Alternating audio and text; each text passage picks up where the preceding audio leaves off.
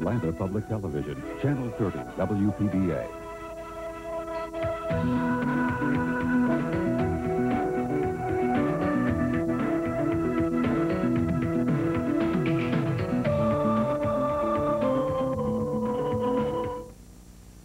That man that you wanted to be the father of your children at one time is now your ex-husband, and you don't want the jerk near your precious babies, even though he is their father. What do you have to do to get custody? Should you consider some kind of joint arrangement? Is there a limit to the limits that you can put on his access to the young'uns? Suppose he's behind in his support payments. What weapons do you have? Suppose you're the parent without custody, and your ex is making it tough for you to even see the kids. What can you do? Stick around. We'll help you learn the rules of engagement in the custody wars on The Layman's Lawyer, coming right up. Provided by the Georgia Civil Justice Foundation, a nonprofit organization dedicated to educating the public about the civil justice system.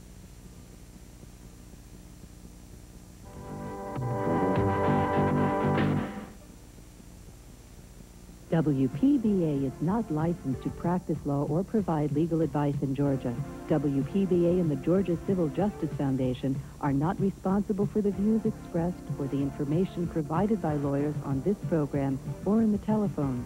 This program is offered as a public service, and in all legal matters you are best served by retaining your own attorney for private legal counseling. The lawyers appearing on this program and answering telephone calls are attempting to give general information on how to approach legal problems. Each advises viewers and callers to consult with an attorney of their choosing at a time when all facts may be fully disclosed, rather than acting on the general information given in a brief phone conversation. Also, by taking your call, none of the lawyers agrees to represent you with your particular problem.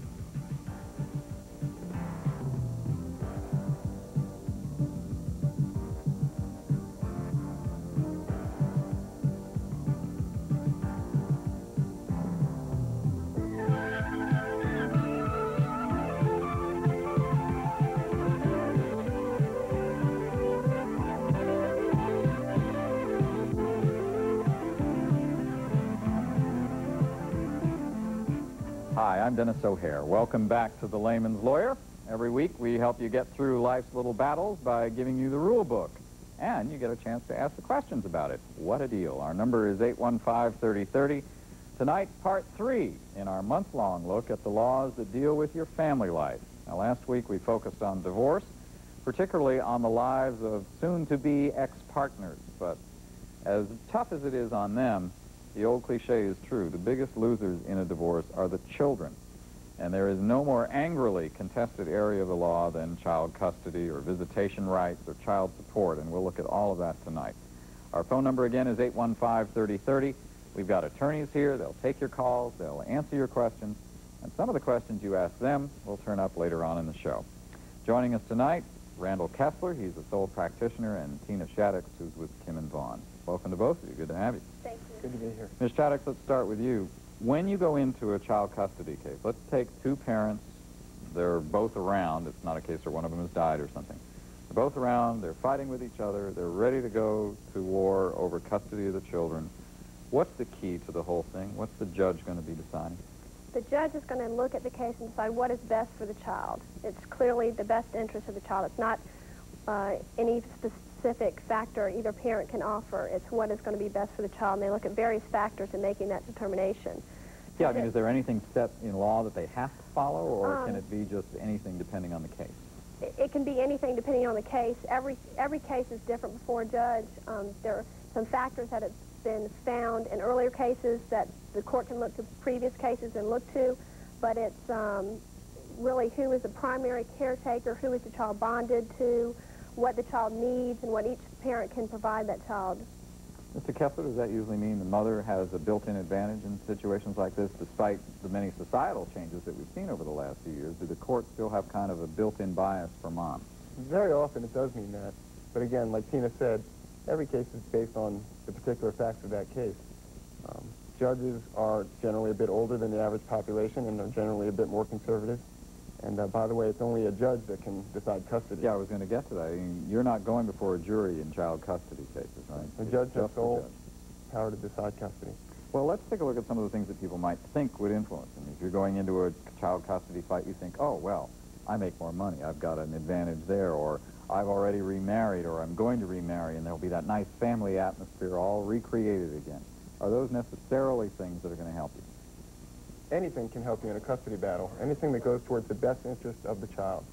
And making the judge feel comfortable putting the child in a certain situation is what a lawyer wants to do, and what a parent that wants custody should do for the judge. Make the judge feel comfortable that if he puts the child with that parent, the child's going to be better off and the child's needs are going to be met better. Ms. Shattuck, what does that mean, that you have to then run the other parent down? Is that going to help you even? No, often I advise my clients, let's not make an attack on the other party. Let's just show the judge how wonderful you are, how much you can offer, how much the child cares about you and gets from you. And that can come in any number of ways, right? What are some of the things that, let's say, if you're going to say, my child loves me, what are ways that you can prove it? Is it Christmas presents or things like that? No, often you can prove it by third parties, other witnesses, such as the Sunday school teacher that sees you bring your child to Sunday school, or the teacher at school who sees you there having lunch on the parent, student lunch day. There are any number of ways that you can look to, and people are very often willing to help in a situation. If they do believe you should be the custodial parent, they'll come and help and give some advice. Mr. Kessler, a lot of people say, well, we don't want to go through that. We don't want to be at each other, especially because the kids are going to be the losers here. Let's have joint custody. First of all, what is it? And then, do you think it's a good idea? It's a very loosely defined term, joint custody. And if parents feel better about having joint custody, they can certainly have joint custody. There's joint legal custody, and there's joint physical custody. And most often when people talk about joint custody, they mean joint legal custody. They both have equal rights to be involved in the child's upbringing and the child's medical treatment, schooling, religious upbringing, and the like. And it does avoid a lot of conflicts. It makes oftentimes fathers who are not going to have the child live with them feel that they can be more of a part in the child's life. I think it's a wise thing to do, and if the parties can get along and agree to it, I think it's a wonderful option. I'd like to add, though, Randy, that it is imperative that the parents can communicate and that they do make mutual decisions. They can't use the child against each other in a joint custody relationship. Yeah, and in fact, a lot of counties now, Cobb, and I think the Cab is another one, require parents to go through a class now. If you even want your case to be considered, you've got to go through a class. That's right. More and more counties are requiring a day-long seminar for divorcing parents to go through and learn some skills they may not have learned during the marriage to help their children. And it's not an effort to bring them back together. No. It's an effort to say, okay, no matter whether you're going for joint custody or not, you're still going to be involved together in the life of this child. Right. It's a parenting seminar, and perhaps there's some married couples that should go through the seminar as well. Yeah. But it is a requirement in some counties, right? In a lot of counties, that's a tendency. In fact, there's another tendency that goes to who should get custody, which is that courts are often appointing guardian ad litem, which is basically a lawyer for the child, someone to take their time and investigate what is really better for the child, to meet with the witnesses that Tina talked about, to meet with the neighbors, the school teachers, and then present a report to the court so the judge can see a little bit more than what's presented to him or her in the courtroom in a brief one-day or two-day trial. So this is an area where it's not just the law that's evolving, what's written down, but the whole process is evolving, what you have to go through. Let me go back to joint custody, though, for just a second, Mr. Kessler. Do you think it's a good idea? In general, I think it's a great idea if it can be worked out. One problem is that judges are not often agreeing to it or enforcing it because they know that when you have joint custody between two people who couldn't agree to live together, they're also going to have these people back before them in another case saying joint custody is not working, now I want custody by myself. In agreements, and I'm sure you do the same thing, in settlement agreements, if we do have a joint custody arrangement, I often put in the agreement itself who the ultimate decision maker will be in case there's a dispute, so the parties don't have to keep going to court. Going to court can be very stressful on everyone, especially the child, and so you can have a good joint custody arrangement but allow some mechanism for one person to make a decision. Another reason joint custody is good, though, is when you have parents that may be moving out of state.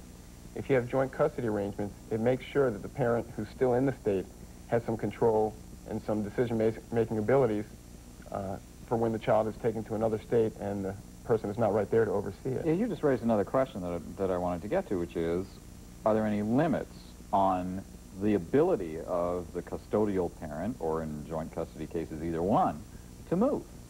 Well, the law is evolving in this case in but there's a basic constitutional right to travel. Everyone can move from one state to another, so you cannot automatically say that, Mom, you're going to have the child, but you have to stay in Georgia.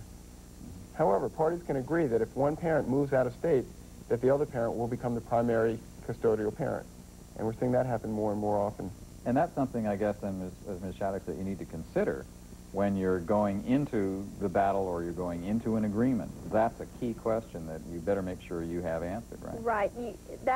It's important to know where the parties will be, not only for custody, but just for visitation itself. It's very important. All right. Then let's pick up on another point Mr. Kessler was talking about, which is, suppose you have a situation where the court has appointed somebody to sort of be an advocate for the child. How much say does the child have in what happens? Is there an age at which a parent or which a child can have some influence on who he or she ends up with?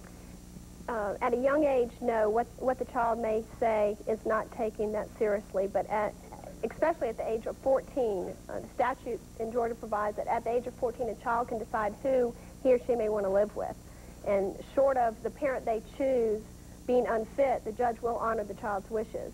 Under age 14, I think as you get closer to age 14, you'll consider what they say more, but it's not conclusive. Mr. Kessler, can a child go so far as to say, I don't want to see Mom or Dad again, and have that count at all? That's a very interesting issue. In fact, it's recently been raised on appeal. If the father is brought to court and the mother accuses the father of not providing the visitation or not letting the 14-year-old see the child, see the mother, then certainly the father can say, Judge, the 14-year-old did not want to see Mom. It's not my fault, and that's a valid defense. But I believe the law today is that a 14-year-old cannot unilaterally say, Judge, give me an order that says I don't have to see Mom or Dad. There needs to be some other evidence along with the 14-year-old's wishes. So the 14-year-old can have a lot to say about where he or she ends up, but the 14-year-old can't keep Mom or Dad out entirely. Probably because the same standard applies. What's in the best interest of the child? And the court's going to think it's important for that child to have a relationship with both parents. Now, you raised a word that we've heard a lot, particularly in soap operas and movies, unfit. You hear that one all the time. Ms. Shattuck, what is an unfit parent? It would depend on the case the judge had before it, but it can be everything from having a drug or alcohol problem, not coming home, not watching the children, not providing supervision. Can it be something as simple as, oh, he or she's a bad housekeeper? I mean, we all look at our faults and say, ooh, could that make me an unfit parent? As a domestic relations lawyer, you hear a lot of complaints like that. You know, she dressed the kids in ratty clothes, but no, it has to be higher than that. Yeah, it has to be something really that would put them in some danger, right? Correct. Is that pretty much one of the standards that's used in determining unfitness? Yes, it is. It can also be support issues. If the parents are separated and the father or mother hasn't supported the child in any way for a long period of time, that goes to the fitness of the parent. Okay, do you have to go, again, this goes back to the question I think a lot of people ask, do I have to prove my ex is unfit in order to, if I want the child, do I have to prove my ex is unfit? Unless, no, you don't have to prove that your ex is unfit. You have to prove that it's better for the child to live with you. Okay. Right. We've already gotten a lot of calls at 815-3030. This one wants to know, what do you do if a spouse takes a child out of state? Mr. Kessler, we were talking about that a little bit when we were talking about the agreements, but let's say you didn't say this is okay with me, and it wasn't in the agreement set out all that specifically. All of a sudden, child is gone, you either weren't told or weren't checked with. Well, first of all, I don't know if the caller intended that there was even a divorce pending, but until the parents are divorced, either party can move out of state with the child. Both parents have an equal right to custody of the child. But once there is a divorce action, or once there is an order in place, it really depends on what the order says or what the agreement says. You can bring a case in Georgia as long as this is the home state of the child, or if it has recently been the home state of the child and there are a lot of significant connections with Georgia. The point is to move quickly and to bring the case quickly before Ohio or Tennessee says, we've got a claim to custody, we are the ones that should decide it because the child's here now. All right, that's what I was going to say. Okay, do you go to Georgia authorities, even though the child might be in Ohio or Tennessee, or do you have to chase that person down? Again, it depends on the case. Yeah, if the child recently was removed from the state, you can bring this action in Georgia as the child's home state. If the child was enrolled in school here, you know, it happened during summer break, you could bring the action here. Okay, but a lot of times the parent who has just lost the child has no idea where the kid is. What happens in a case like that? You try to bring a kidnapping action and get the federal authorities involved. There are ways to do that. All right, you can, and it really can be considered kidnapping. If there's an order in place that said the person who was here was a custodial parent, if there's no order addressing it, then, as Randy said, either parent can take the child. Yeah, and it would be perfectly legal. Let's say you've got two parents who are not divorced, they're separated, and one of them decides, I'm going to skedaddle with the child. Mr. Kessler, that's perfectly legal? That's perfectly legal. There are things that can be done, and one thing you should do is immediately file a case here in Georgia and ask for the judge's assistance. Say, Judge, I don't want to prevent my wife or my husband from moving to another state, but until we decide what our future is going to be, we'd like an order in place that the child should remain here or should remain within the court's jurisdiction until Your Honor can make a decision. And you can do that here in Georgia. You don't have to try to find out where they are. Well, you need to find out where they are because But I mean, you don't have to find out where they are to get a judgment. No. As long as you can tell the judge that in good faith and honestly, the child was here, I don't know where the child is. Until we find the child, enter an order saying the child should be brought back here by the authorities. One of the questions that's come up a lot recently, and there have been some court cases around this one, Ms. Shattuck, concerned not the parents, but grandparents. Do they have any legal rights to either custody or visitation? Yes, they do have legal rights.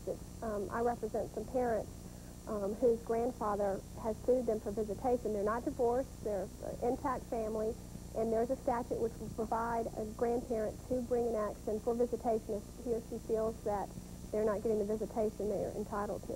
And is there anything that gives you a clue as to what visitation grandparents are entitled to have?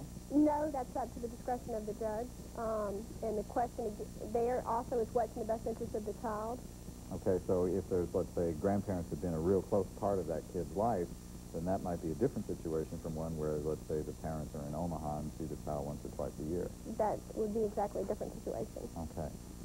And that's you look like you were going to say something. I was just going to add that that situation arises usually when the grandparents and their children do not have as good a relationship. Normally, when you represent the parents of a minor child, you get as much visitation as you can for that parent, and then their parents, the grandparents of the child, can use that time to see the child. That's the more cost-effective way of doing it.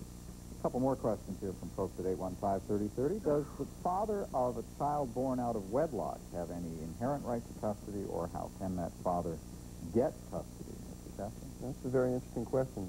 A mother of a child can bring a paternity action against the father, and the only issue is whether the father will pay child support or not. Right. The father has to bring a separate action. He can do it in the same case, called a legitimation case. And as part of that case, he can ask for visitation, custody, child support from the mother, ask that the child be given his last name, and all those sorts of rights. But unless the father brings an action in court, he does not have any automatic rights to the child. But he does have the obligation to pay support. If the mother, yes, he does have the obligation. Yes, the mother has to might have to enforce it with a court action. Right. But he has the obligation. He does. Speaking of support, Ms. Shattuck, let's take a look at that, because that's also a big issue between members of divorcing couples. Basic question asked by somebody already, is there a limit on child support? There are guidelines now, and they've become progressively more rigid, haven't they? Yes, there's really no limit on what child support will be. The guidelines look at what is the payor spouse, the non-custodial spouse, gross income. And there's a percentage that is applied in relation to the number of children. For instance, for one child, it's about 20%. There is a cap written in the guidelines that says you consider these percentages up to a salary of $75,000, up to gross income, of $75,000. But that really is not a cap. It can go beyond that, and you would have to make the case to the court why you should have child support beyond 20% of $75,000. But you would show the historical spending in the family, the needs of the child, any extraordinary needs of the child. So if you're going into a case of child support, when you're still fighting about that, you're going to have your whole financial life opened up, right? Oh, yes. It's back pay stubs, income tax returns, interest you receive on stocks or bonds. That's all considered gross income. Now, there are some cases where you might have a divorcing couple and mom or dad has children from previous marriage. What happens in a case like that? Do the guidelines take that into account? The guidelines actually don't, but the case law does. I think attorneys have been arguing that issue for a long time before the courts, and there was recently, in the past year, I believe, a case that came out and it says you now do consider the costs and needs of a previous family or other expenses you may have. And that only makes sense. Obviously, if a man has 5 children with 5 different women, he can't pay 20% of his gross income for each one. Yeah, the poor person. Mr. Kessler, what if you have the custodial parent making more money than the non-custodial parent? I mean, does the non-custodial parent still have to come up with child support? Child support is based on the non-custodial parent's gross income, just like Tina said. Okay, so even if, let's say, custodial parent is doing very nicely, thank you, non-custodial parent still has to chip in based on what his or her resources are, right? Absolutely. The guidelines were brought about because they wanted to keep the child in as close to the same position as if the parents were still married. And it was assumed that each parent was contributing 20% of their gross income. And so when they get divorced, the person that still lives with the child, assumedly, is still spending about 20% of their gross income on the child, whether it's $1 million or 0. And the non-custodial parents contribute 20% of their income. This takes some of the fighting out of it, doesn't it? I mean, in other words, you don't feel automatically obligated to go prove your ex was a beast in order to get child support, right? Well, I think what it does is this. When a client walks into my office at the very beginning and says, this is what I make, how much child support will I have to pay? Now I can say, you're going to pay about 20% if you have 1 child or 25% if you have 2 children, as opposed to 3 or 4 years ago, before 1989, before the guidelines, when I would have to say it depends on who the judge is, what they think of you, what they think of your spending habits, etc. All right. Let's take a look at then what happens when one parent is not paying. The person who's supposed to pay is not paying. Ms. Shattuck, what's the process in a case like that? We have several different ways to try and collect child support.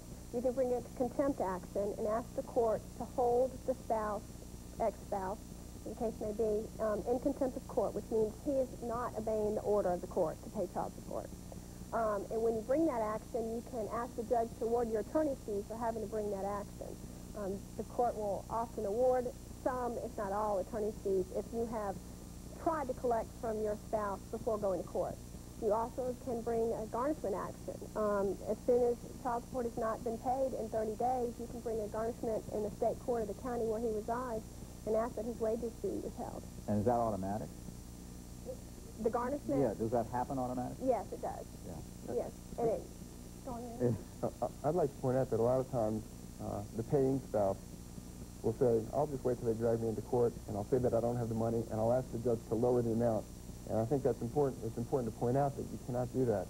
If somebody's paying child support and they can't afford it, they need to proactively take a step and say, Judge, I'm bringing the case. Please let me pay less money because I can't afford it. Well, what if you lose your job or something like that? That's a perfect example. What happens in a case like that, Mr. Kessler? How do you get that modified? Well, it's sort of a catch-22. It's sort of the person who can't afford to have a downward modification because they can't afford a lawyer, if they can't afford not to. There's 2 ways. You either go into court with a lawyer and say, Judge, lower my obligation, or you wait until the other side says, Judge, throw him in jail, or throw her in jail for not paying, and then you say, Judge, don't throw me in jail. I really don't have any money. But then you really need to prove it because 9 times out of 10, that is the defense. Let's turn it around. I'm sorry, go ahead. No, I was just going to offer, I think you really need to be proactive, as you pointed out. You need to find whatever means you can to immediately, as soon as you know you've had a drop in financial status or a drop of income, bring an action because the judge will want to uphold the initial order in the case. And no matter what the excuse is, he's going to keep you bound by that order. Ms. Shattuck, let's turn it around. Suppose you were struggling when you were married, you get divorced, you have the children, you're paying your child support, but suddenly you hit the lottery or you get a big movie deal or something like that. Can your ex come after you for more money? Yes, your ex can, and you believe she will, or he. That is a modification action, and So either side can seek modification? Yes, it's based on an upward or downward change of income or financial status of either party, actually. Well, let's say you're paying the child support and your ex is coming after you because you just got a promotion and you think, well, he or she isn't going to change the lifestyle of the child. He or she is going to go out and buy shoes with it. Do you have any say in how that support is spent? No, you cannot dictate how child support is being spent at all. So that is totally in the discretion of the custodial parent. And there's no way you can, suppose you know that that person is running up big, huge, lavish bills on something and the kids aren't doing very well. Do you have any recourse at all? Well, I think an ounce of prevention in that situation is worth a pound of cure. What you should do is, in your agreement, ask to pay bills directly. If you're going to pay 20% of your income, ask if you can pay for the daycare and make that count towards your 20%. Or can you pay the medical bills or the medical insurance or anything else that the child might need, grocery bills, shopping bills, clothes. That way you do have some control. The court will not tell you to do that, but if you can agree with your spouse to that, It's a wonderful way, and maybe you even will pay a little bit more if you know that you have that control over how it's spent. Mr. Kessler, one of the problems in child support and collecting back child support and custody have been that the laws differed from state to state. Are we getting any closer to having a more uniform system right now? We are. 20 years ago, the pendulum was on one side, and typically women that had to stay at home with their children could not go and collect support if a man ran across state lines. Well, I think the pendulum has swung, and it's on the other side of the spectrum now, in that if you file an action with the state here, and your husband or your paying spouse is somewhere else, they'll transfer it to the other state, and they will find them. And there are a lot of mechanisms in place now that weren't there 20 years ago. In fact, it's such an extreme that sometimes there are people that get tracked down that have paid and are current, but the checks have gotten lost in the system.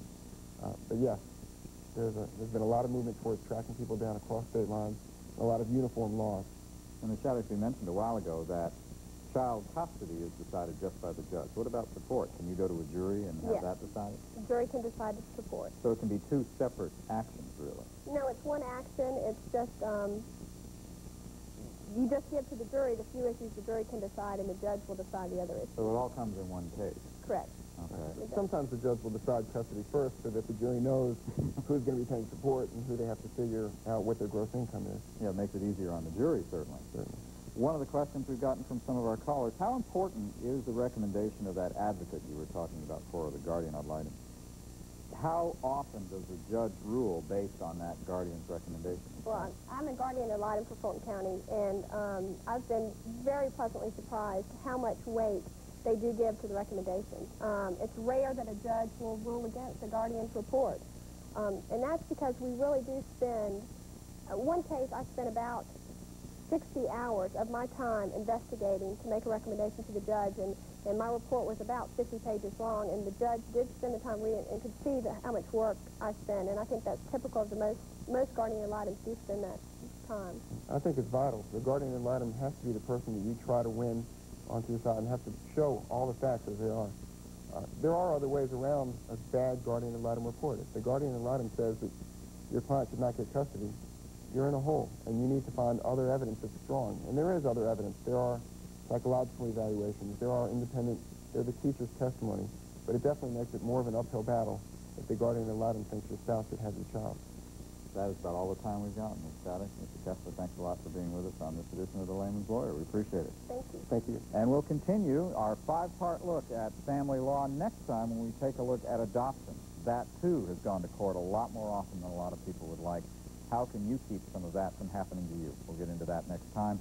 Thanks a lot for being with us this week on The Layman's Lawyer. I'm Dennis O'Hare. See you next Monday. If you'd like the name of a lawyer to help you with your legal problems, call the Atlanta Bar Lawyer Referral Service at 521-0777. Major funding for the Layman's Lawyer is provided by the Georgia Civil Justice Foundation.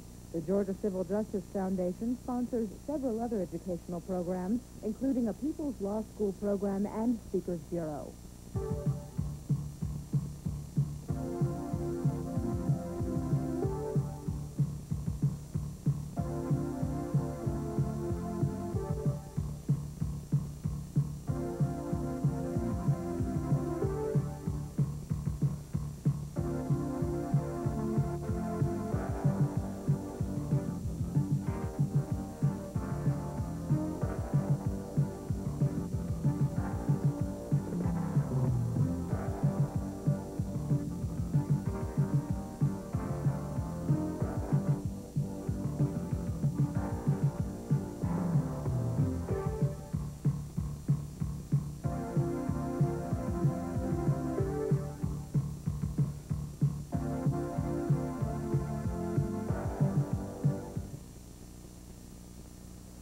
The Daily Report, Georgia's newspaper of law and business, is pleased to support the Layman's Lawyer and Atlanta Public Television.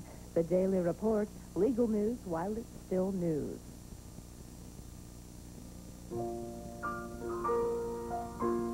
You know how when you fly from coast to coast on a rarely clear day, looking down from many miles up, you can see the little baseball diamonds everywhere.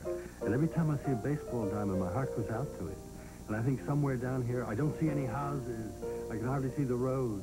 But I know that people down there are playing the game that that we all love. Baseball, coming September 18th on Atlanta Public Television. Inside Washington, Mondays at 6:30 p.m. on Atlanta Public Television. And they remain standing here for the most part at Fenway Park as Williams hits probably for the last time in a Boston uniform in this ballpark. Swing and a miss, and he took a mighty cut. Well, you can bet your bottom dollar Williams would like to hit one out of here right now. There's a drive to deep right center. This may be gone. Fred way back there watching. Home run! Fred Williams!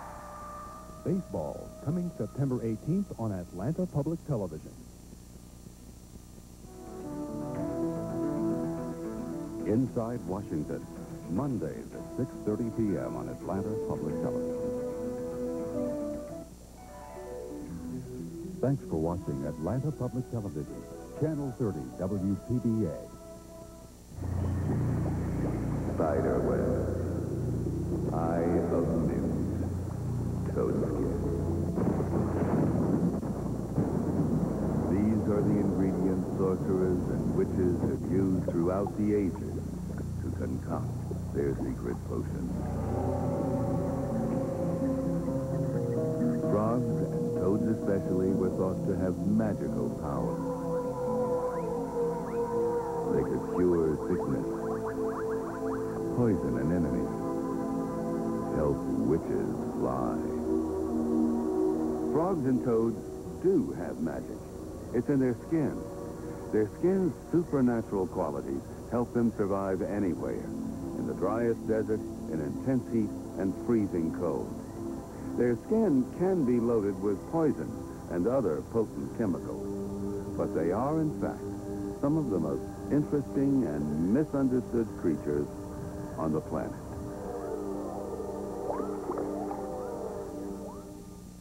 Nature is made possible by the Corporation for Public Broadcasting and by annual financial support from viewers like you.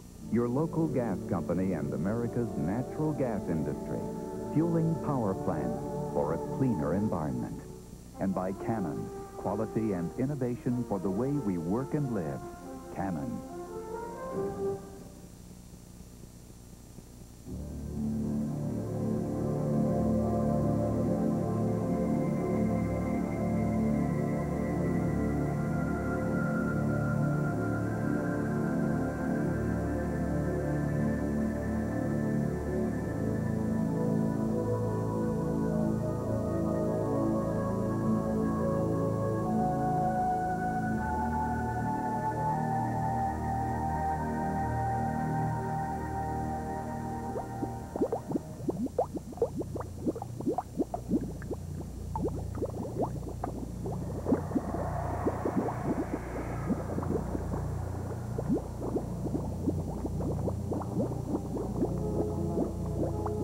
For hundreds of years, toads have been a vital ingredient in the practice of witchcraft.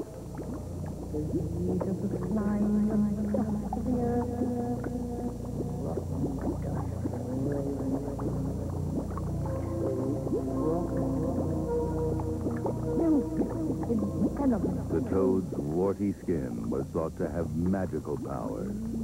They could cast spells to cure or to kill. Between the cold stone, felt a venom sleeping, coiled.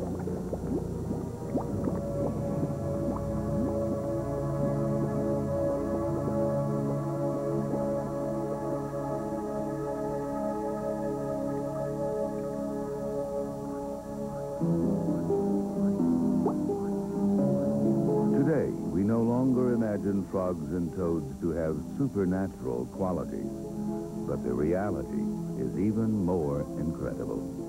For them, their thin, permeable skin is truly a magical coat. Frogs and toads are amphibians. Although toads are usually found on land and frogs in wet places, the opposite could also be true. What they both have in common, however, is their versatile skin. It may be damp and slimy, but this slime factor is one of the keys to their survival. It keeps their skin moist, and it's freed them from a life in water.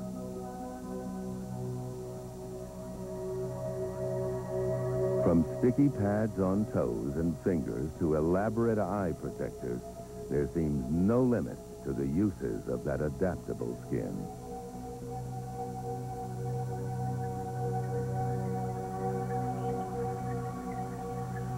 And almost no limit either to the places it has enabled them to conquer.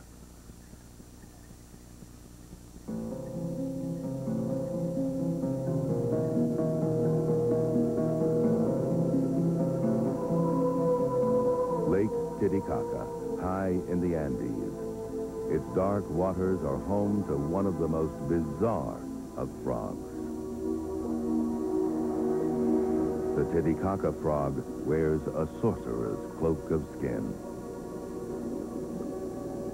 Like many amphibians, it uses its permeable skin to breathe. But at nearly 11,000 feet above sea level, there's very little oxygen in the lake. So these weird flaps and folds increase the body's surface area and help it absorb more oxygen. This frog has another trick up its sleeve. To increase the flow of water past the pleats and frills, it does push-ups.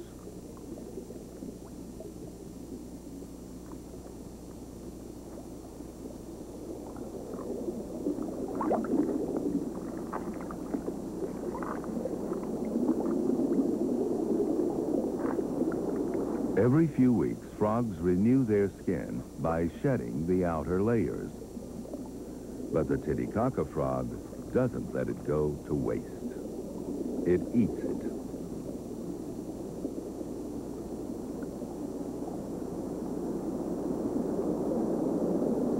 Frogs' bodies are soft and vulnerable, and their small size makes them seem defenseless.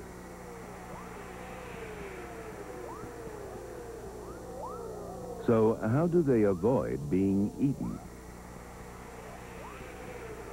They escape their predators by being super jumpers.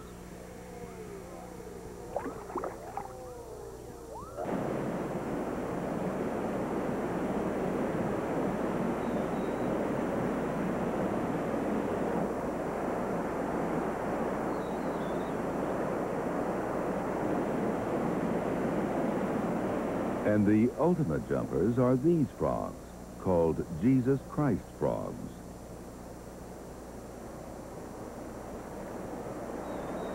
They got their name because they walk on water. The water's surface tension acts like a trampoline, propelling these tiny frogs across the pond.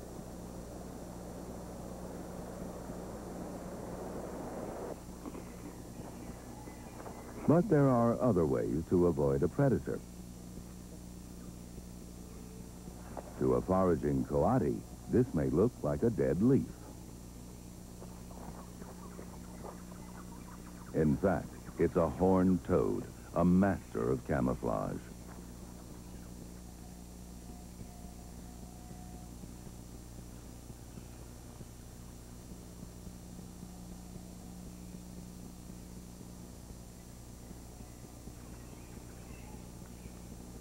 For frogs and toads of many kinds, the pattern of their skin helps them blend into the background.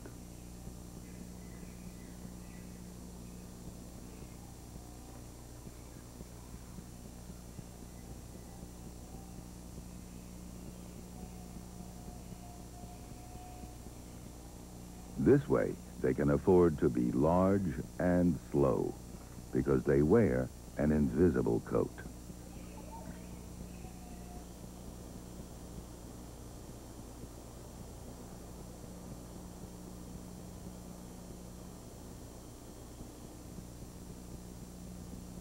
Sometimes the skin casts a more subtle spell. A tarantula. It eats frogs.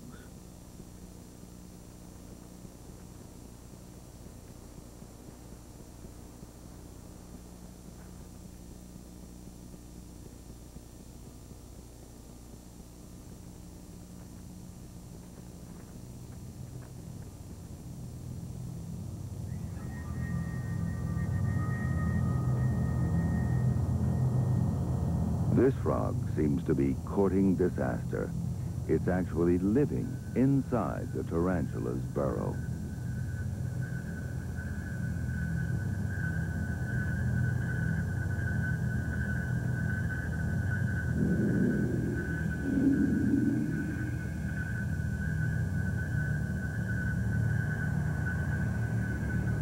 So why isn't this frog eaten? The answer lies once again in its skin. It secretes a substance so distasteful to the spider that the tarantula doesn't harm it. In fact, both benefit from their living arrangement. The frog keeps the spider's egg sac safe from marauding ants, and the frog in turn gains protection from its venomous host. Sometimes just tasting nasty isn't enough. This is the tomato frog from Madagascar. It shares the forest with frog-eating snakes, but this snake is in for a big surprise. The frog's first line of defense is to blow itself up, to look large and threatening. But that doesn't always work.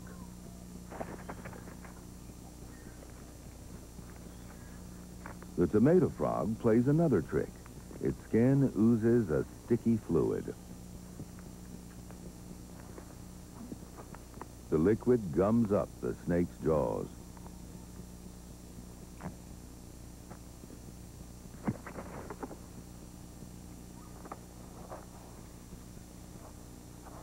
This natural glue is as strong as many man-made adhesives and will take a day or two to wear off.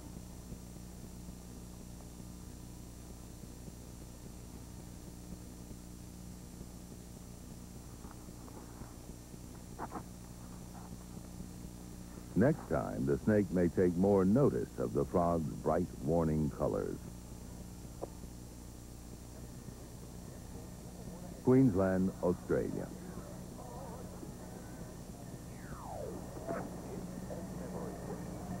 There's an intruder lurking in the flower bed.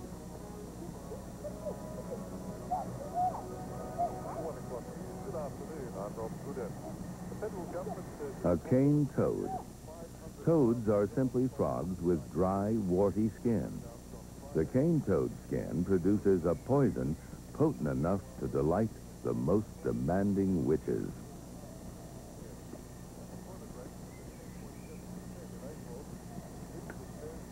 Cane toads are not native to Australia. They came originally from South America, and they're one of Australia's least loved immigrants. And this is one of the reasons why. Just a taste of their poison is enough to make a dog foam at the mouth. And that's only the start. Toad venom can cause vomiting, paralysis, even death. It's no wonder toads were used as a favorite ingredient in sorcerer's spells and potions.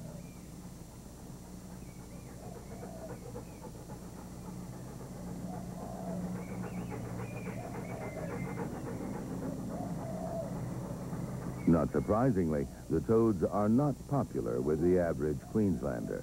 They're considered a threat to pets and even small children.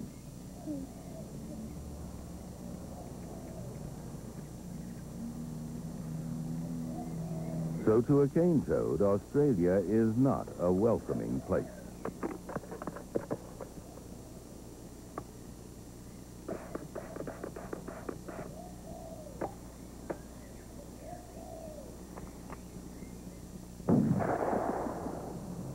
In Brisbane, the people have organized a group called Toadbusters.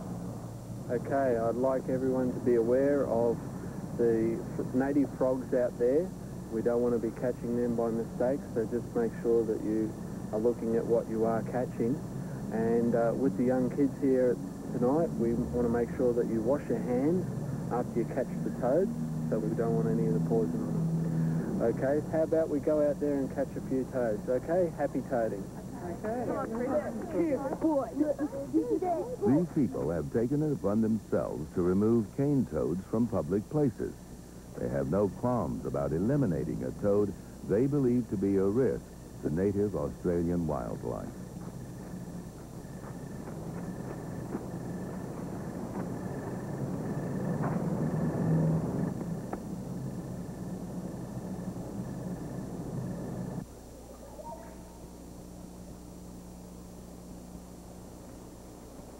In the humid forests of South America, there are frogs even more lethal than the notorious cane toad.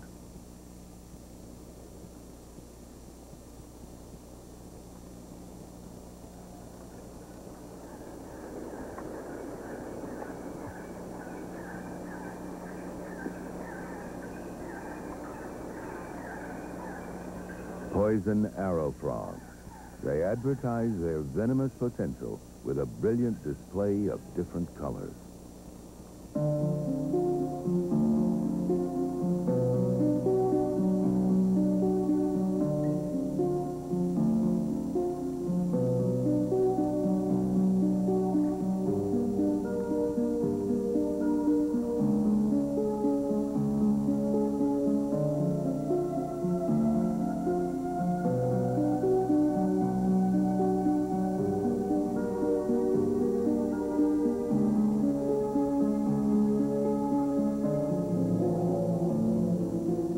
Deadly jewels flaunt themselves in broad daylight, yet few predators will dare touch them.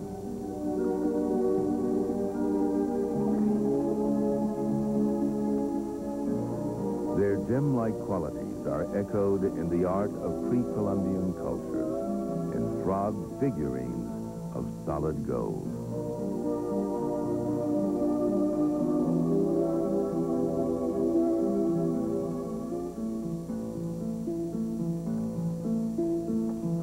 Frogs were valued for more than their beauty. Excavations of religious sites in Central America have unearthed frog skeletons by the thousands. What part did they play in the life of these ancient cultures? Perhaps the modern-day Matsis Indians of Peru give us some ideas. For them, this tree frog is both revered and exploited for its magical properties.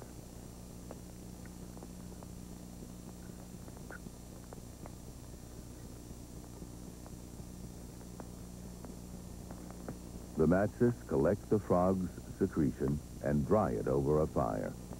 Then they blend it with saliva, prick their skin, and rub the potion into the open wound.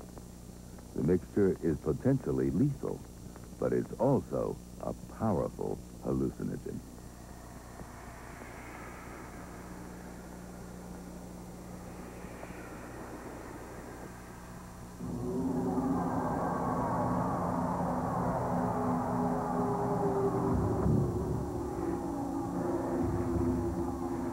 The Matsis believes it helps them to hunt. It sharpens their senses, they say, and it makes them feel like gods.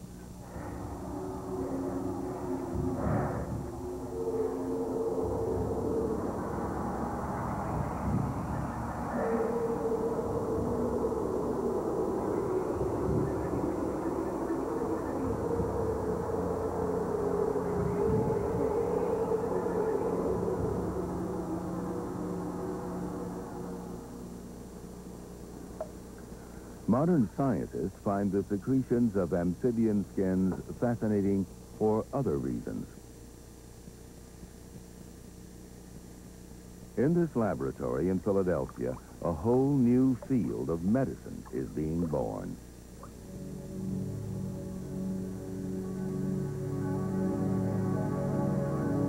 It's all based on the slime from that versatile amphibian skin. It's a bona fide drugstore of chemical compounds with powers beyond even the wildest dreams of the Matsis or medieval witches.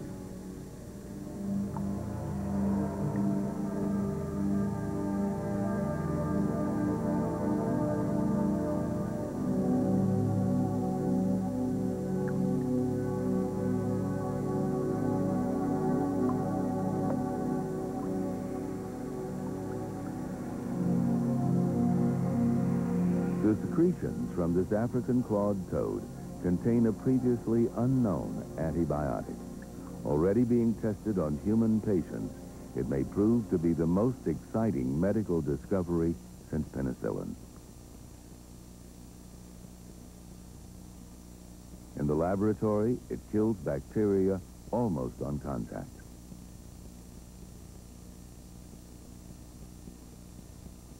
In the quest for new kinds of drugs, amphibian skin is at the cutting edge of medical research. It's yielded not only antibiotics, but also fungicides, antiviral agents, even compounds that may fight cancer. But why do frogs make these potent substances?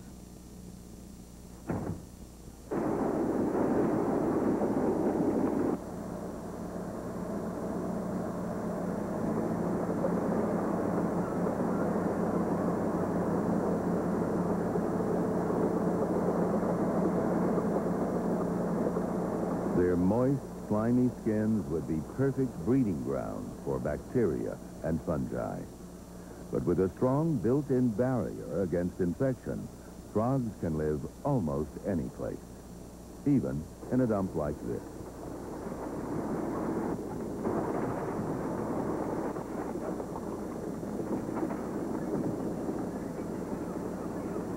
Though their skin lets them live on land, there comes a time in a frog's life when it needs a pool of water, regardless of the hazards of getting there.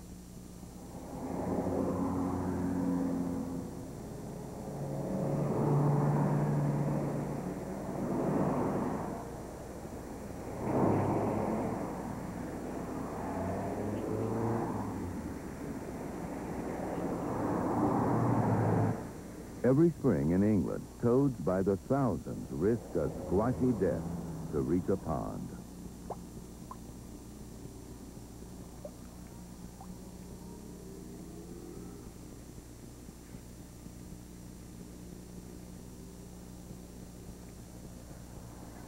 But why do toads cross the road? To get to the water to breed.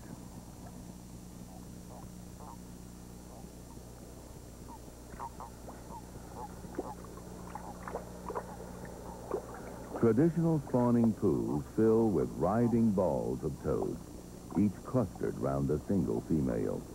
Males wrestle for the privilege of fertilizing her eggs.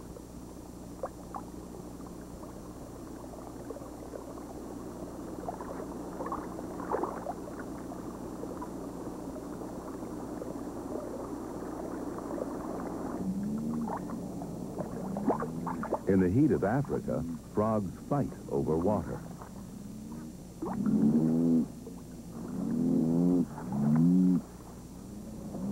It's scarce and precious.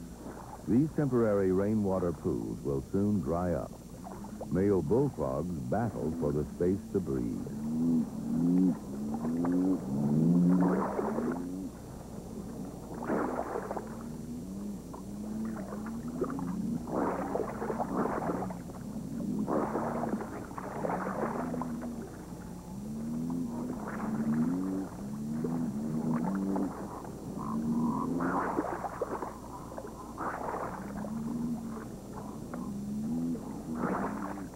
Because males have to fight, they're much bigger than the females.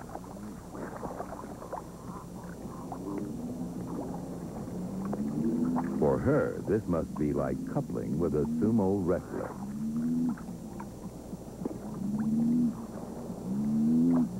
Every female lays a mass of eggs, as many as 6,000.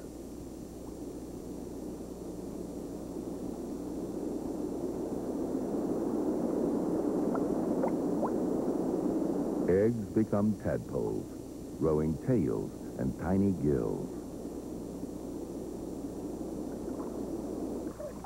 Barely 48 hours from being laid, they hatch, but only a tiny proportion of these wriggling hordes will survive to grow into frogs.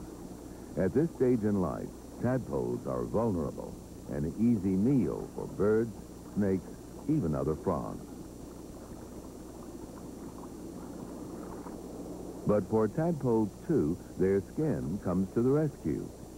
The skin of this common toad is loaded with noxious chemicals, so many predators will avoid eating its tadpoles.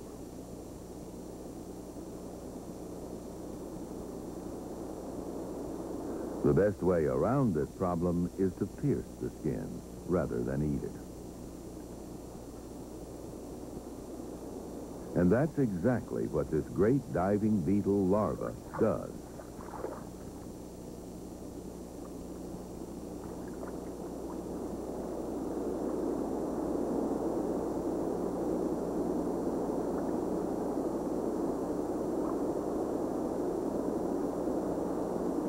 It has special pincers to puncture the skin and suck the tadpole dry.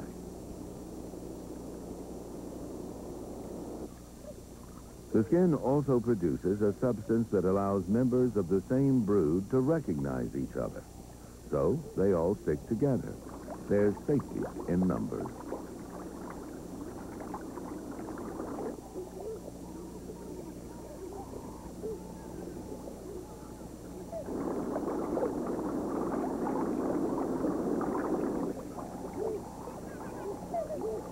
We might not think of frogs as prime examples of parental devotion, but male bullfrogs are an exception. Fathers stay with their brood of tadpoles and protect them. By some way we don't yet understand, father and young can recognize one another.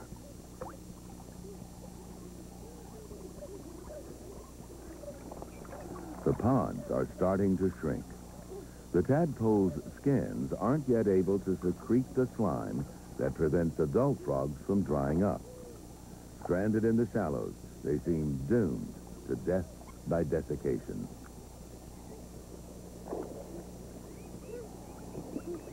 But Dad comes to the rescue.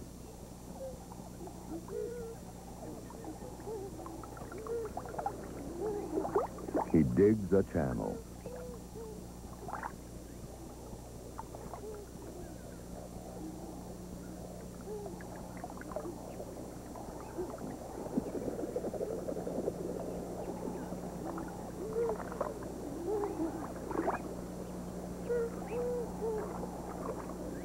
Finally, he clears the way to deeper water, and his stranded young swim through to safety.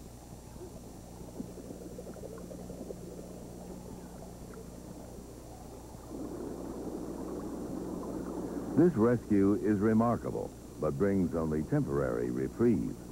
The race is on to eat and grow before the water vanishes completely.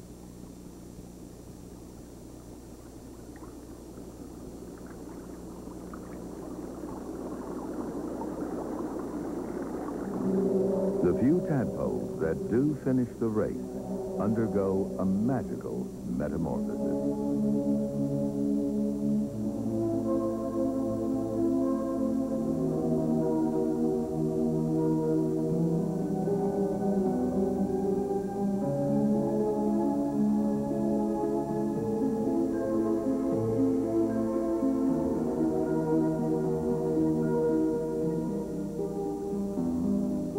In just a few days, the tadpole's body is completely transformed.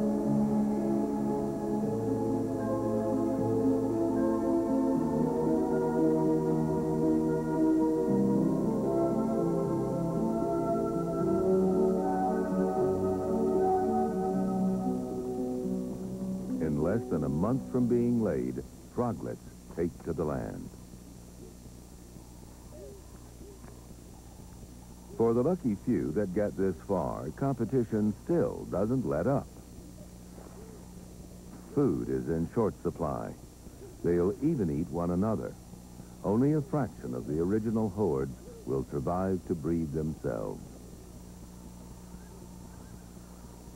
As the brief African dusk fades into darkness, the night chorus of other frogs takes over.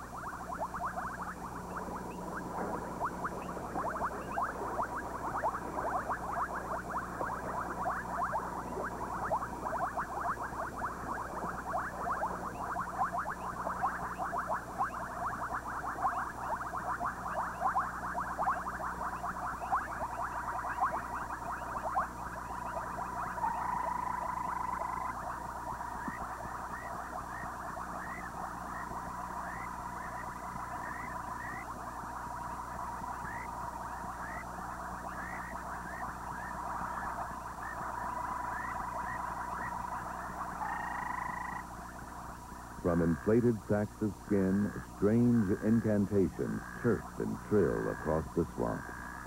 The rain triggers a symphony of breeding calls. All these frogs must reproduce before the pools evaporate. But the water is a dangerous place and very crowded. Gray tree frogs have the answer to that. They lay their eggs above water. But how do they prevent them from drying up? Again, the skin plays a vital role. The female bloats herself with water, absorbed directly through the skin. Then she mates, and along with her eggs, she secretes a kind of jelly, adds water, and whips it into foam.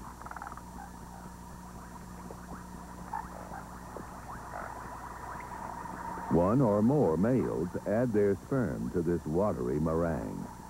Like a trio of egg whisks, they flail and stir all through the tropical night. The bigger the nest of foam, the greater the chances of the egg staying moist.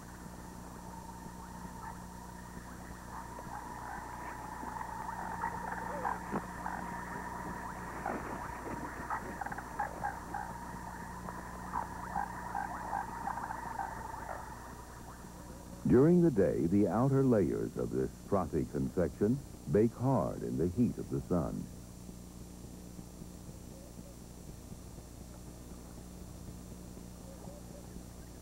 But inside, the eggs stay cool and damp in their own private pool.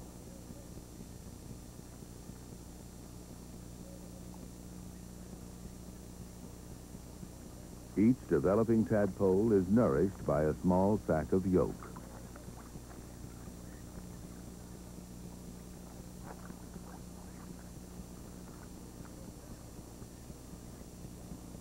After 6 days, the tadpoles are ready to leave the nest. The hardened outer layers of their foamy world break down, and they drop into the water below.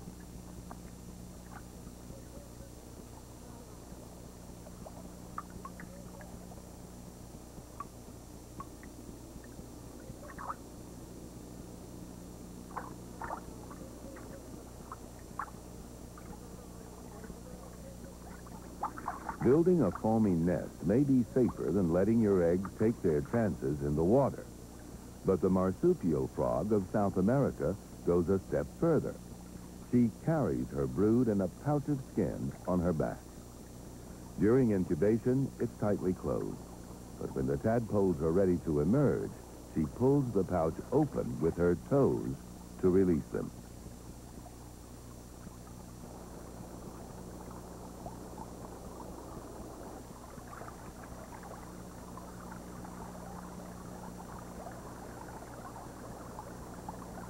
This use of skin may seem remarkable, but there's another amphibian in the forests of South America that's even more extraordinary.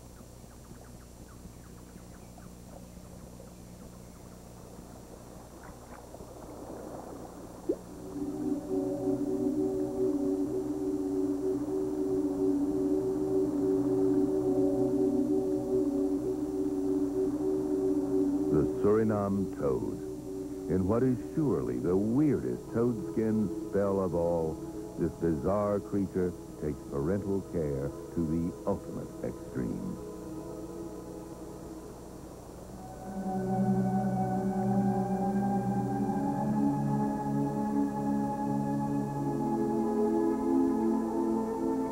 This is the skin on her back.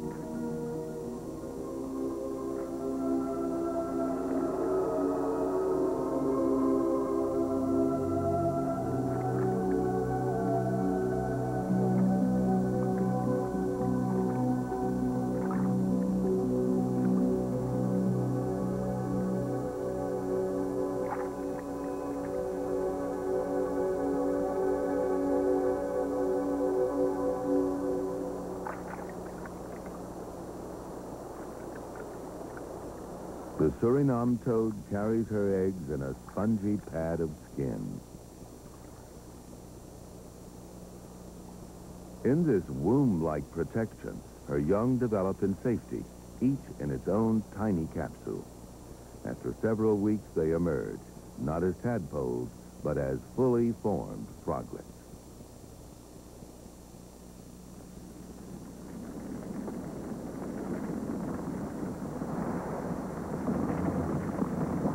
Frogs seem to work all kinds of magic, but can they survive this?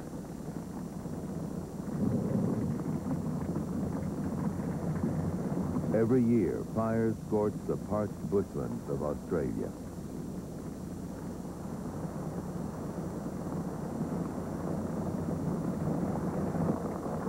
Everything above ground tries to flee.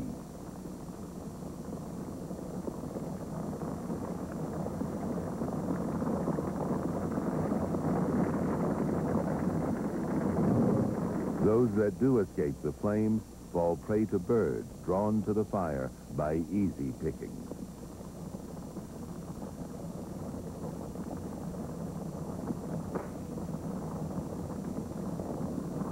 We probably think nothing could survive the raging fire, yet incredibly, frogs have survived the inferno. Entombed beneath the hard-baked earth, the frog waits years for the rains to come. Over the long wait, its skin has developed a thick, airtight cocoon, allowing its swollen body to retain massive amounts of water, as the native peoples of this arid land well know.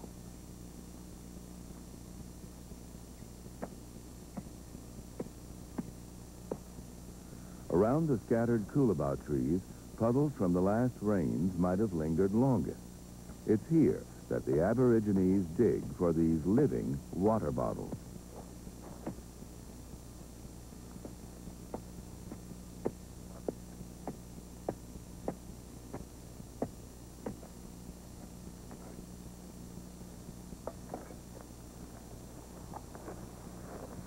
This creature is actually called the water-holding frog.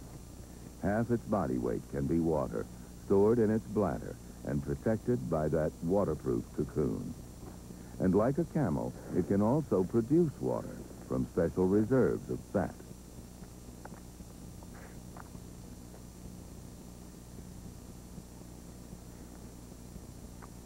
In Aboriginal folklore, frogs and toads are intimately linked with the coming of the rains.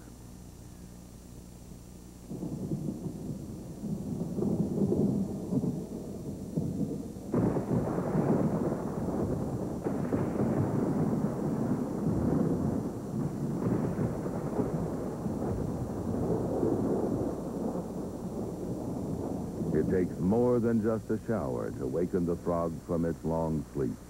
Only a deluge will give enough water for it to breed.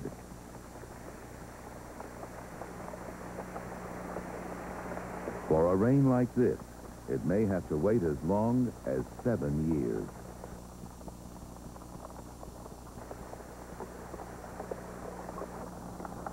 As the first moisture penetrates its earthen grave, the frog comes alive. The water softens its life-saving cocoon. It sheds the thickened layers of skin built up over the years and eats them. In this harsh environment, nothing goes to waste.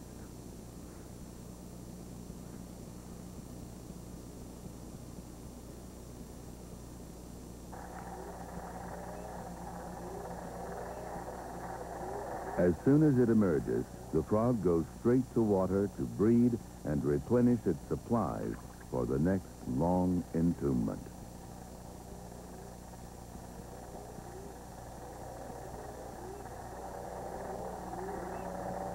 But frogs can survive even harsher places.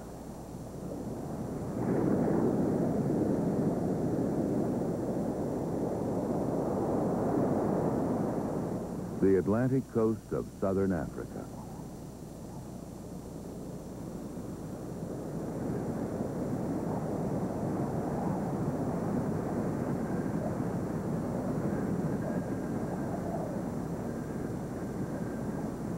Here, almost no rain falls, Yet even in this thirsty desert, there are frogs.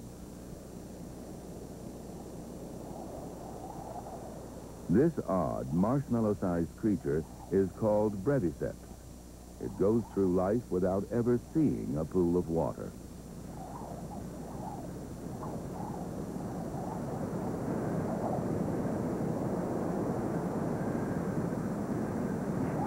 It's not really at home on the surface. During the day, it burrows beneath the sand to shelter from the drying winds and burning sun. For that, its rounded body and short, stubby legs are ideal.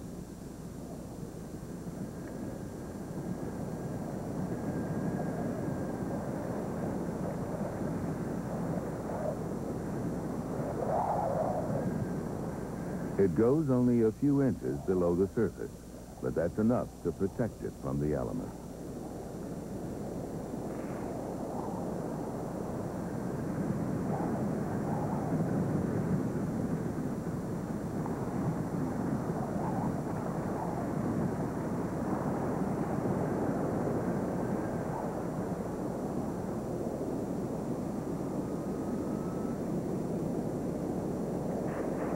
Like many desert creatures, breviceps is active mainly in the cool of the night.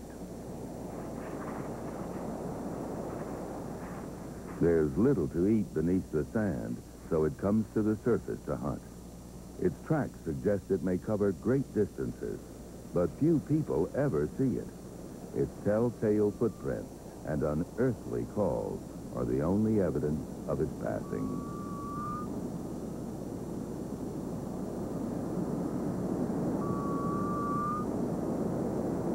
For a little frog like this, a termite is a satisfying meal.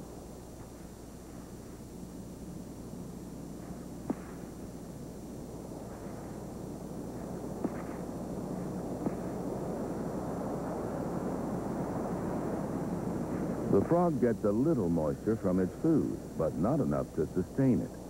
So how does it survive?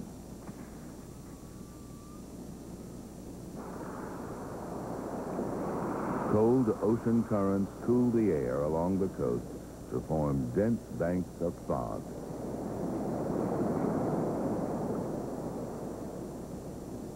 Sea breezes roll the fog inland, and moisture condenses on the leaves of the scattered desert plants.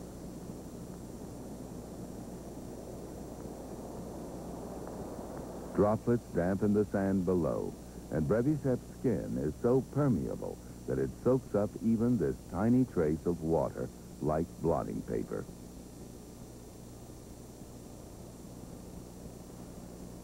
Incredibly, this female frog even lays her eggs in the desert sand.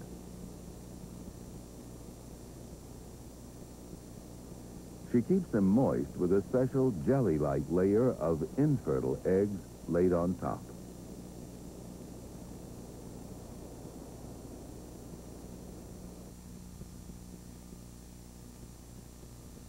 Like breviceps, most frogs take pains to avoid the desiccating rays of the sun. But here in the African savanna, there's one exception. This frog is a sun worshiper. It soaks up the sun without drying out. Unlike most frogs, its skin is almost impermeable, which minimizes water loss. But that's not all.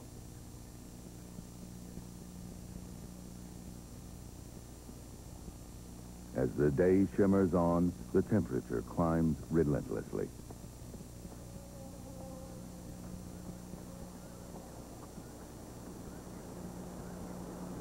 Then, at around 97 degrees Fahrenheit, something magical happens.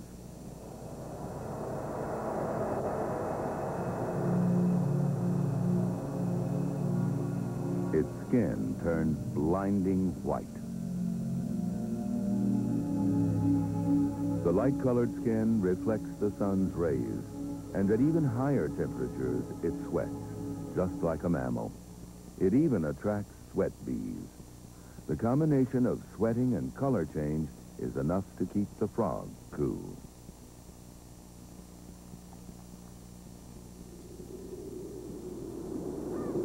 From the heat of the African savanna to to the bitter chill of Arctic winter. For months on end, temperatures plunge far below zero. The few creatures that brave these freezing temperatures have thick fur or feather, plus they're warm-blooded. By what strange alchemy can frogs survive here? The Canadian gray tree frog has found an answer. It freezes solid. For most frogs, freezing would be lethal, but not for this one. The first ice crystals to form on its skin trigger a series of life-saving changes. Almost two-thirds of the water in its body turns to ice, but without damaging its tissues. Its blood no longer flows. That's why it looks blue, and breathing stops. It will remain in suspended animation until the first thaw.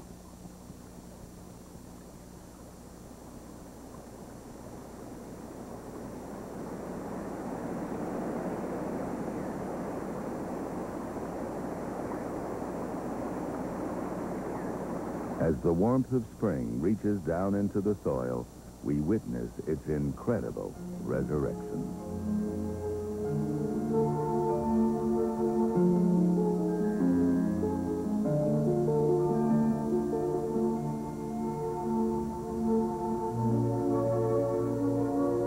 As if by magic, the frog comes alive.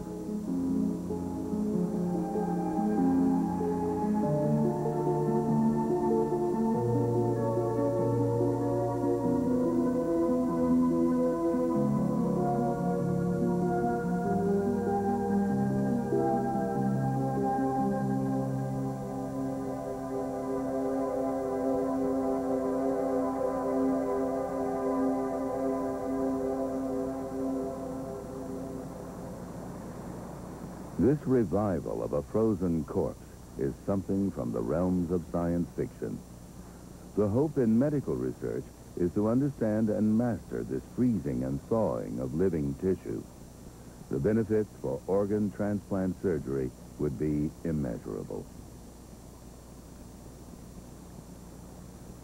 There seems no limit to the miraculous adaptability of frogs and toads. But today, they're in trouble.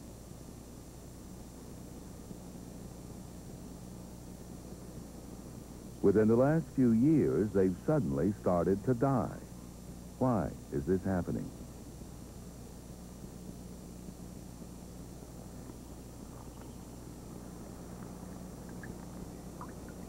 All over the world, from the garden ponds of England to the cloud forests of Costa Rica, frogs and toads are disappearing.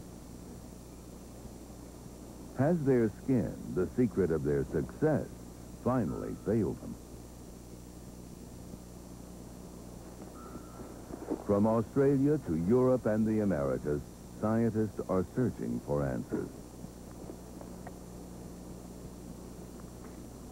Because their skin is moist and permeable, frogs are very vulnerable to changes in their surroundings, such as pollution, disease, or an altered climate. But many are vanishing from apparently pristine places.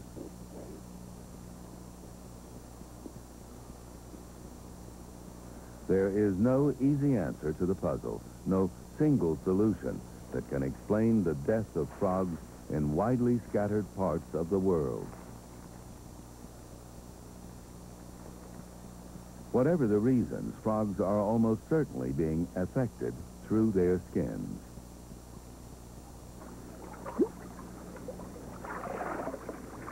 And it's not just adults that are dying. Eggs and tadpoles are suffering as well. In parts of Oregon, 95% of eggs are suddenly failing to hatch. It has just been discovered that eggs can be killed by ultraviolet light. Tadpoles may fail to grow and develop normally. Some researchers think it's the thinning of the ozone layer that's killing off frogs and toads. Their sensitive skins are vulnerable to the increasing intensity of ultraviolet rays now getting through the atmosphere.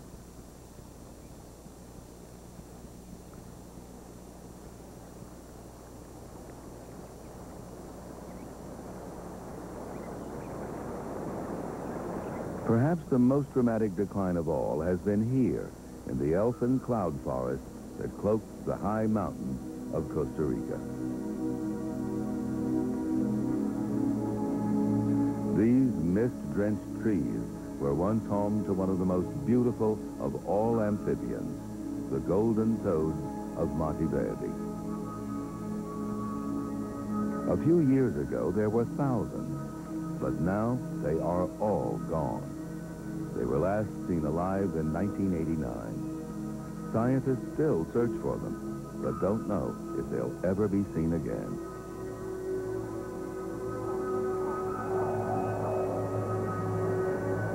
They live on only in memories.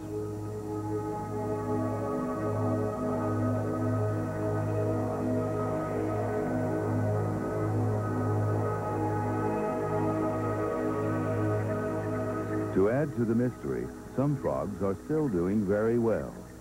These are red-eyed tree frogs, and they live in the lowland swamp forest not far from the home of the vanished golden toad.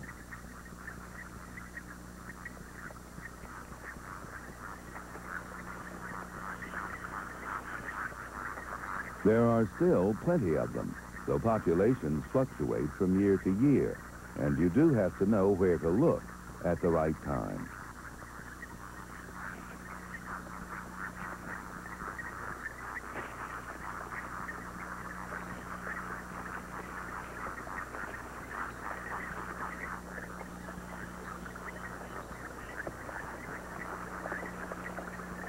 For most of the year, they go unnoticed, but for a few nights at the start of the rains, they congregate for a conspicuous orgy.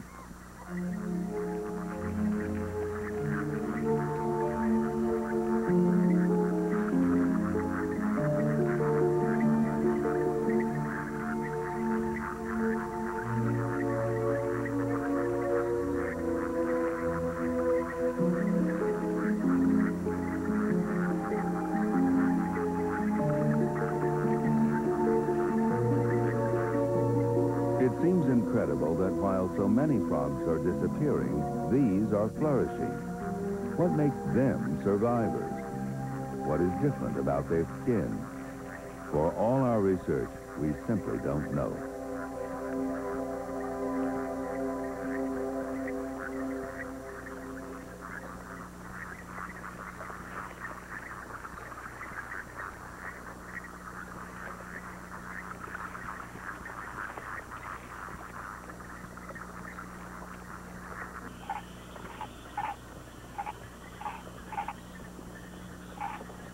Amphibians were here even before the dinosaurs and have been far more successful. Thanks to their amazing skin, they can be found in almost every corner of the globe.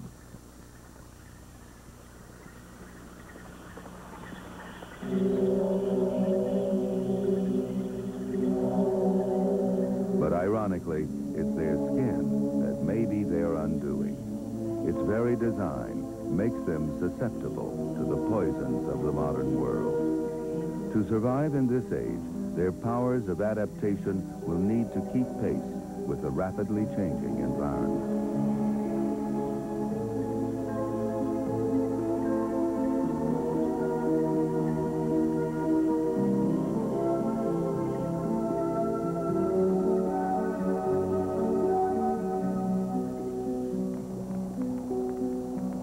We, too, rely on their skin's miraculous properties. Modern medical research is unleashing powers undreamed of by those medieval witches.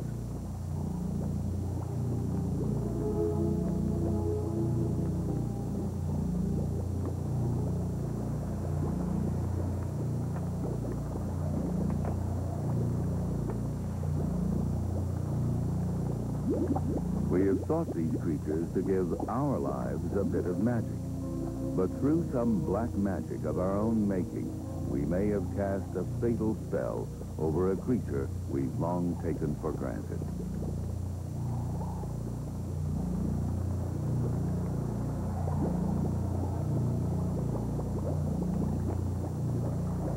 Perhaps the frogs and toads can help us once more. Through their increasing silence, they may be giving us the most important sign of all.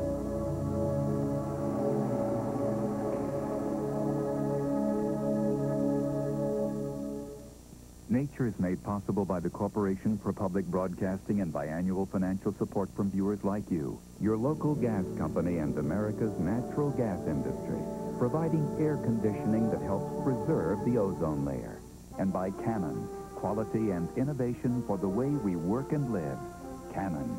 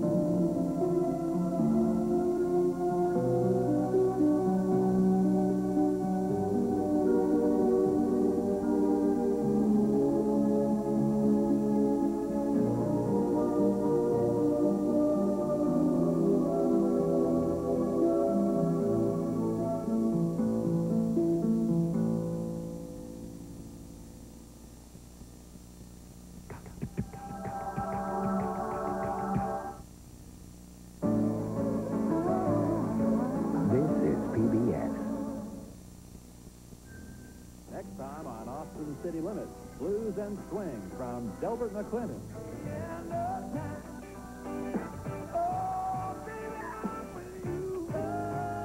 Plus, Leroy Parnell. Am I complaining? See you Saturday at 10 on Atlanta Public Television, WPBA.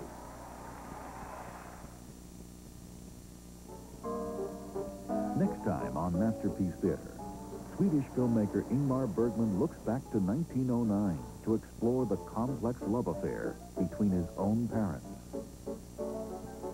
Bergman and director Billy August paint a portrait of a painful, joyful marriage. Ingmar Bergman's The Best Intentions. Next time on Masterpiece Theater. Thursday at 9 on WPBA, Channel 30. These are uneasy times. Nations break apart, enemies become allies, the balance of power shifts. What happens on the waves reflects the changing order and it shapes history. In these waters, the cutting edge of naval technology is capable of wreaking great destruction, or capable of keeping the peace. I'm Leonard Nimoy, and this is the story of sea power. Wednesday at 9 on Atlanta Public Television, Channel 30. We're here at the Mad Music Center of Philadelphia, Pennsylvania, armed with backstage passes to one of the hottest concert tours this summer. Right now, this place is empty, but in a little while, there's going to be 10,000 screaming, shaking fans grooving to the sounds of Salt and Pepper. They're an inspiration because they've been around a long time in an industry where black females have a hard time. Saturday at 11 on Channel 30, Atlanta Public Television. You could have been mine. All of this could have been yours. The only thing more cluttered than Stephen Banks' apartment is his mind. Make you sweat, gonna make you bruise. I hope you guess my name. Now I'm 30-something and I'm trying to be cool. I'm jumping around in The Stephen Banks Show. Saturday at 9. I'm Ken Bodie in Washington. He's the new kid on the block. The polls seem to show more and more that the country thinks it's on the wrong track. How do you make the charge? Who's really an old pro. Their concerns are part of the people's agenda this election year. I learned from my colleagues. I hope I sometimes make a contribution. I'm not going to touch that one right now. Ken Bodie, the new moderator of Washington Week in Review. Saturday at 8 on Atlanta Public Television.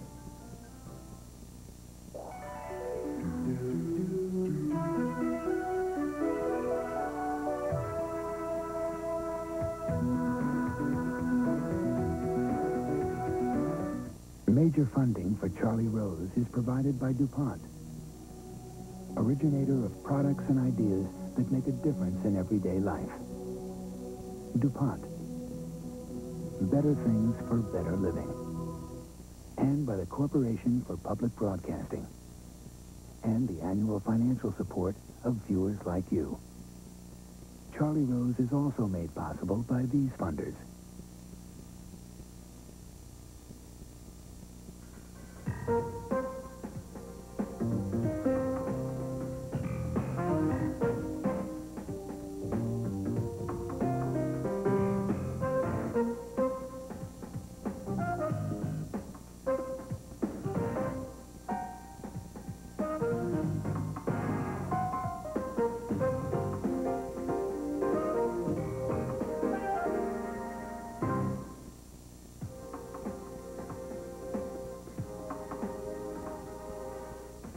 Welcome to our broadcast. Tonight we will examine yesterday's upset of the president's crime bill with 2 congressmen and 2 journalists. Also, CBS medical correspondent Dr. Bob Arnott.